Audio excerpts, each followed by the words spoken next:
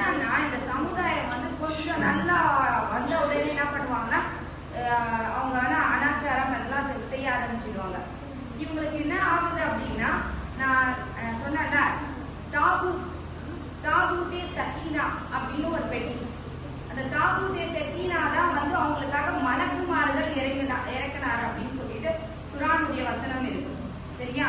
அப்ப இந்த மலக்குமார்கள் இந்த தாபூத்தே சக்கீனால என்ன இருந்துச்சு பார்க்கலாம்.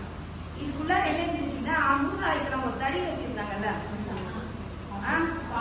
அந்த தடி அதுக்குள்ள இருந்துச்சு. அதாவது இந்த கடலை பிழைக்கக்கூடிய அந்த தடி பாம்பா மாறினது அது இருந்துச்சு. ரெண்டாவது அதுல என்ன இருந்துச்சுன்னா, உங்களுக்கு எந்த வேதத்தை கொடுக்கப்பட்டாங்க?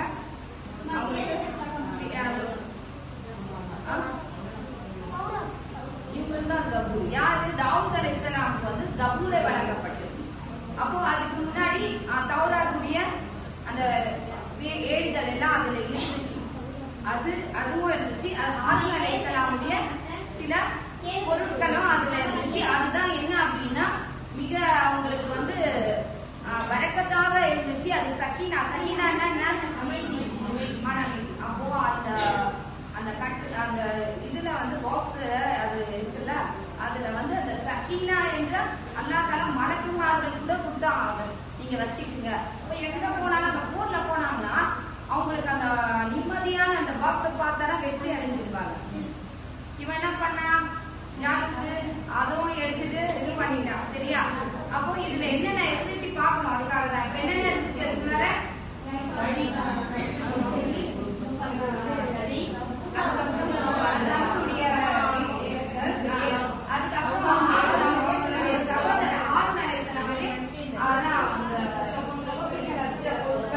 இதுதான் வந்து அதுக்குள்ளார இருந்துச்சு. சரியா? அப்போ அதுக்கப்புறம் என்ன ஆகுது அப்படின்னா, இவர் யாரு? வெற்றி அடைஞ்சிடறாரு.